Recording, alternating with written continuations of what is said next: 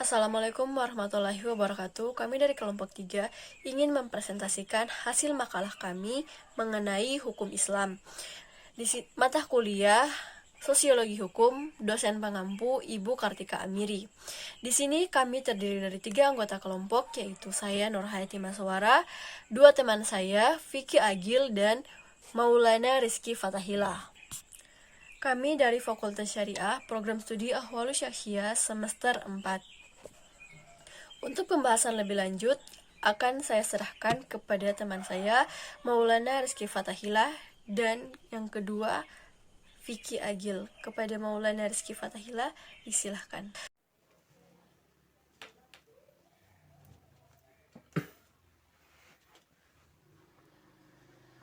Bismillah, Assalamualaikum warahmatullahi wabarakatuh.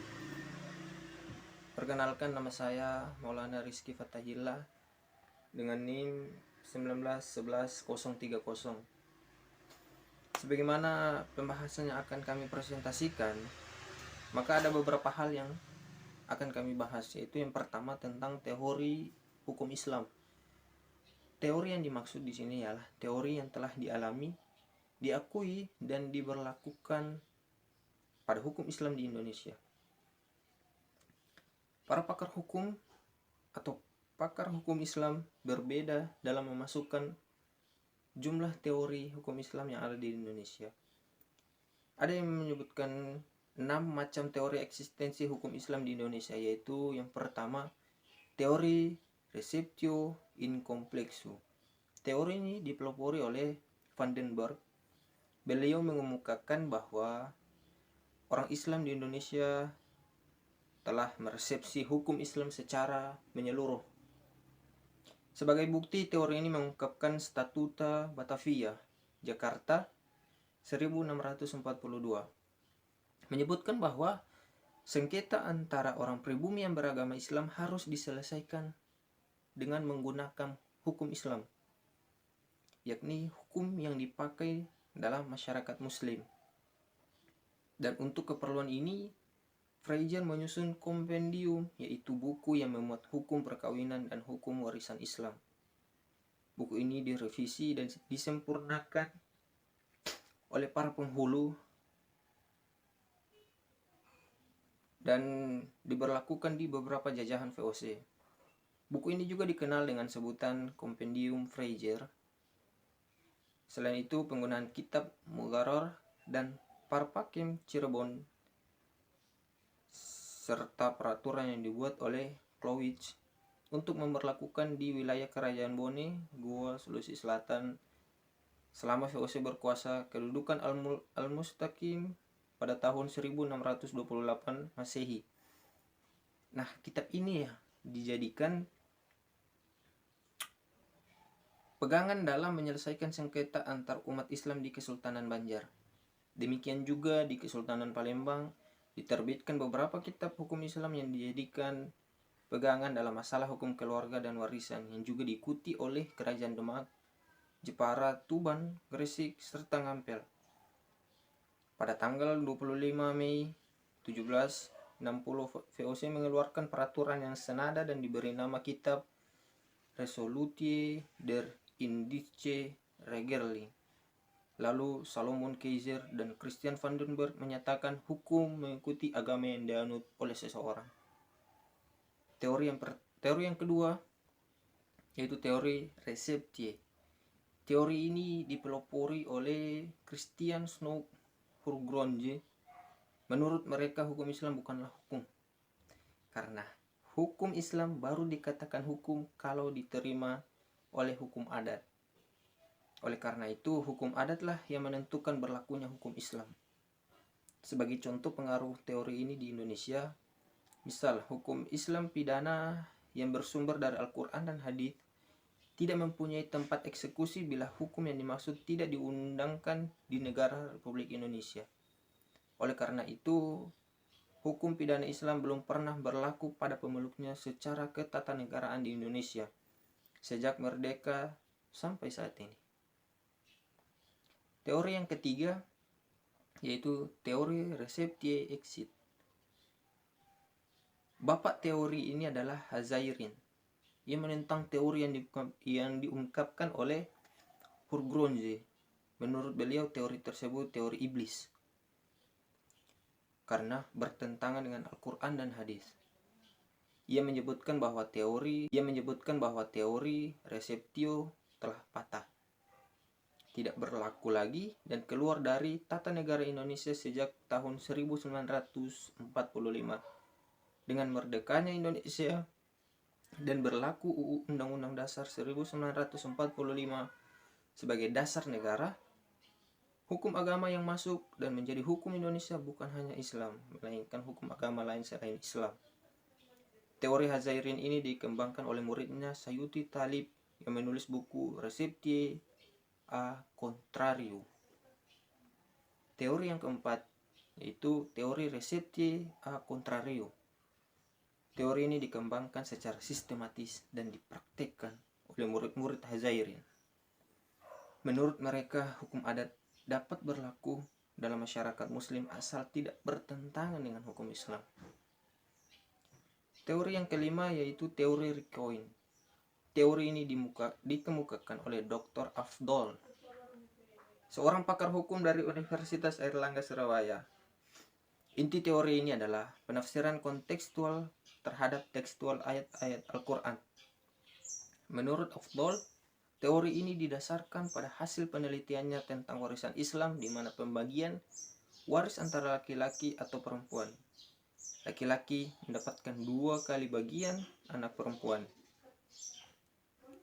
Teori yang keenam yaitu teori credo atau syahadat. Teori ini diungkapkan oleh Juhaya. Menurutnya, teori credo ini merupakan kelanjutan dari prinsip tauhid dalam filsafat hukum Islam. Prinsip tauhid menghendaki setiap orang yang menyatakan dirinya beriman kepada Allah, maka ia harus patuh dan tunduk. Diperintahkan oleh Allah dan Rasul-Nya, artinya seorang muslim melaksanakan hukum-hukum yang diambil dari kedua sumber tersebut. Teori ini sama dengan teori otoritas hukum yang dikemukakan oleh Hargib. Menurutnya, orang Islam apabila telah menerima Islam sebagai agamanya, maka akan menerima segala otoritas hukum yang terhadap dirinya. Pembahasan yang kedua yaitu konsep pengentasan kemiskinan. Pemikiran mengenai kemiskinan berubah sejalan dengan berlalunya waktu, tetapi pada dasarnya berkaitan dengan ketidakmampuan untuk memenuhi kebutuhan dasar. Maka kemiskinan menunjukkan situasi serba kekurangan yang terjadi, bukan karena dikehendaki oleh si miskin, melainkan karena tidak bisa dihindari dengan kekuatan yang dimilikinya. Menurut Sar Levitan, kemiskinan adalah kekurangan barang-barang dan pelayanan-pelayanan yang dibutuhkan untuk mencapai suatu standar hidup yang layak. Sedangkan menurut BPP dan Departemen Sosial sebagai lembaga survei negara, kemiskinan adalah ketidakmampuan individu dalam memenuhi kebutuhan dasar minimum untuk hidup layak. Kemiskinan terjadi ketika seseorang atau sekelompok orang, baik laki-laki dan perempuan, tidak terpenuhi hak-hak dasarnya yang mempertahankan, mengembangkan kehidupan yang bermartabat. Hal ini sejalan dengan pemikiran John Friedman. Kata miskin di dalam Al-Quran biasa digandingkan dengan kata fakir. Al-Raghib Al-Ashfani di dalam buku Al-Mufradat mengungkapkan kata miskin dalam peristilahan bahasa Arab berasal dari akar kata sakana yang berarti tenang, yaitu tetapnya sesuatu setelah bergerak. Sementara itu kata miskin di dalam Al-Quran disebutkan sebanyak 25 kali. Al-Raghib Al-Ashfani juga mengungkapkan kata fakir pada asalnya berarti sendi tulang atau badan yang patah, berasal dari kata al-fuqra yang berarti lubang. Ulama berbeda pendapat dalam mengungkapkan definisi miskin dan fakir ini. Wahbah Az-Zuhaili ketika menafsirkan Quran surat At-Taubah ayat 60 membedakan antara makna miskin dan fakir. Yang pertama yaitu menurutnya al-fuqara, fakir, menunjukkan kepada seseorang yang tidak memiliki harta dan tidak mempunyai usaha tetap untuk mencukupi kebutuhannya, seolah-olah ia adalah orang yang sangat menderita karena kefakirannya di hidupnya. Yang kedua, Al-Quran dan hadis tidak menetapkan angka tertentu sebagai ukuran dari kemiskinan, termasuk di manakah di antara keduanya, baik itu fakir dan miskin, yang lebih layak dibantu. Akan tetapi Quraisy Shihab menggolongkan kedua golongan ini sebagai orang yang memerlukan bantuan untuk mencukupi kebutuhannya dan layak untuk dibantu. Al-Quran memberikan solusi antara lain. Yang pertama, perintah untuk bekerja keras. Solusi tersebut sebagaimana tertuang dalam Quran surah Al-Jumu'ah ayat 10. Yang kedua, peningkatan kesadaran beragama melalui reward dan punishment. Hal ini sebagaimana disinggung dalam surah Al-Ma'un ayat 1-3 tentang ancaman bagi orang yang tidak memperhatikan orang miskin sebagai orang yang mendustakan agama. Dan yang ketiga, zakat produktif, di mana Al-Quran walaupun menganjurkan sumbangan sukarela dan menekankan keinsafan pribadi, namun dalam beberapa hal kitab suci ini menekankan hak dan kewajiban salah satu kewajibannya adalah melalui zakat. Dan yang keempat, prinsip kerjasama dalam lingkungan keluarga dan masyarakat. Dalam hal kaitannya, Al-Quran menegaskan hubungan kekerabatan dalam lingkungan keluarga sebagai fondasi membangun keutuhan masyarakat secara umum.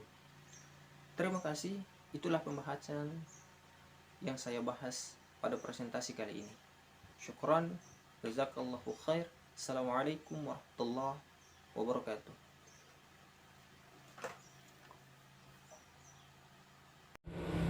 Materi selanjutnya adalah hukum Islam secara universal dan kontribusi hukum Islam. Hukum Islam adalah salah satu norma atau aturan yang ada di agama Islam yang mencakup segala apa yang dilakukan oleh setiap orang. Secara universal, hukum Islam diadopsi sebagai alat hukum dan sistem pemerintahan di beberapa negara, seperti contohnya di negara kita, yakni Indonesia. Penerapan hukum Islam sejalan dengan sistem negara. Hukum Islam bersifat universal karena ia berdasar berbagai ketentuan atas dasar maqasid al-syariah, yakni hifzul ad-din, menjaga agama, hifzul nafas, menjaga diri, hifzul akal, menjaga akal, hifzul nas, menjaga manusia sama manusia, hifzul amal, menjaga harta. Yang semuanya itu sangat erat kaitannya dengan kehidupan manusia baik di zaman kuno maupun di zaman modern. Nah, menurut Muhammad Daud Ali, hukum Islam adalah hukum yang bersumber dan menjadi bagian dari Islam. Ini menandakan bahwa Islam itu bukan sebatas akidah saja dan keyakinan, tapi dalam realisasinya, Islam pun menegaskan dari segi hukum dan norma yang berlaku. Dalam disiplin ilmu filsafat, ada 3 teori yang menjadi objek kajian hukum Islam itu sendiri, yakni secara ontologi, epistemologi, dan aksiologi. Yang pertama adalah secara ontologi. Secara ontologi adalah objek yang membahas tentang kehakikat sesuatu yang ada, sehingga sesuatu tersebut bisa dipercaya masyarakat.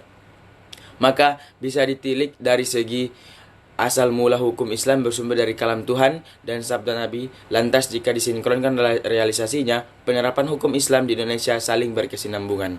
Yang kedua adalah epistemologi. Epistemologi adalah objek filsafat yang berkaitan dengan asal sifat, karakter dan jenis pengetahuan sesuai dengan implementasi dan kebutuhan masyarakat. Dalam asas hukum itu mengedepankan asas persamaan dan keadilan. Maka Islam pun demikian. Islam menjunjung tinggi nilai kesamaan hak dan keadilan. Bahkan hukum Islam pun diterapkan sesuai dengan prinsip Al-Quran dan tata aturan hadis Nabi. Maka dengan demikian, karakter hukum Islam begitu tegas dengan cara prinsip. Yang ketiga adalah aksiologi. Aksiologi adalah sebuah ilmu yang membahas tentang hakikat manfaat atau kegunaan dari pengetahuan yang sudah ada. Dalam kemanfaatan, hukum Islam ada untuk memenuhi kemaslahatan manusia, baik itu kebutuhan penjamin hidup, perlakuan yang adil dalam perkara hukum, maupun terciptanya keharmonisasian suatu sistem tata negara. Selanjutnya yang kedua adalah kontribusi hukum Islam. Pada pembahasan ini adalah kontribusi hukum Islam. Hukum Islam sendiri sudah banyak memberikan kontribusi meskipun hukum Islam di Indonesia belum sepenuhnya bersifat mandiri. Namun hukum Islam telah banyak memberikan kontribusi bagi pembentukan hukum nasional, baik secara tekstual maupun secara substansional. Dalam pertumbuhan hukum nasional terlihat dengan jelas bahwa hukum Islam mempunyai andil yang sangat besar dalam mewujudkan hukum nasional. Teori eksistensi merumuskan keadaan hukum nasional Indonesia masa lalu, kini dan masa datang. Bahwa hukum Islam ada dalam hukum nasional, dalam hukum tertulis dan tidak tertulis, dalam berbagai lapangan kehidupan dan praktek hukum. Teori ini mengungkapkan pula hukum eksistensi hukum Islam dalam hukum nasional, yaitu ada dalam arti sebagai bagian integral dan hukum nasional, ada dalam arti adanya dengan kemandiriannya yang diakui adanya kekuatan dan wibawanya dalam hukum nasional dan diberi status sebagai hukum nasional. Ada juga dalam arti norma hukum Islam berfungsi sebagai penyaring bahan-bahan hukum nasional. Ada juga dalam arti sebagai bahan utama dan unsur utama. Jadi, secara eksistensial, kedudukan hukum Islam dalam hukum nasional merupakan subsistem dan sistem hukum nasional. Oleh karena itu, maka hukum Islam juga mempunyai peluang untuk memberikan sumbangan dalam rangka pembentukan dan pembaruan hukum nasional. Meskipun harus diakui problema dan kendalanya belum pernah usai. Teori eksistensi tersebut merupakan kelanjutan dari teori-teori receptio exit dan teori receptio e centrario dengan lebih melihat antara hukum Islam dengan hukum nasional. Dalam undang-undang diakomodasikan kepentingan orang Islam untuk menjalankan ajaran agama pada saat waktunya tiba. Misalnya pada pasal 102 ayat 2 bagian D. Dijelaskan bahwa pada waktu istirahat sepatutnya menjalankan kewajiban atau menunaikan ibadah menurut agamanya. Dan dalam pasal 107 ayat 1 dijelaskan bahwa pengusaha dilarang mempekerjakan pekerja pada hari-hari libur resmi bagi umat Islam yang menjalankan hari rayanya Islam otomatis diberikan kesempatan demikian pula yang lainnya. Pasal 109 ayat 1 dijelaskan pula bahwa setiap pekerja berhak memperoleh kehidupan yang layak bagi kemanusiaan. Hal ini menunjukkan bahwa undang-undang ini telah memenuhi keinginan dengan inspirasi Islam. Dengan demikian pula, hanya beberapa pasal-pasal yang lain sejalan dengan ajaran atau syariat Islam yang belum diungkapkan oleh penulis. Semua itu mencerminkan terakomodasinya ajaran agama Islam. Terima kasih.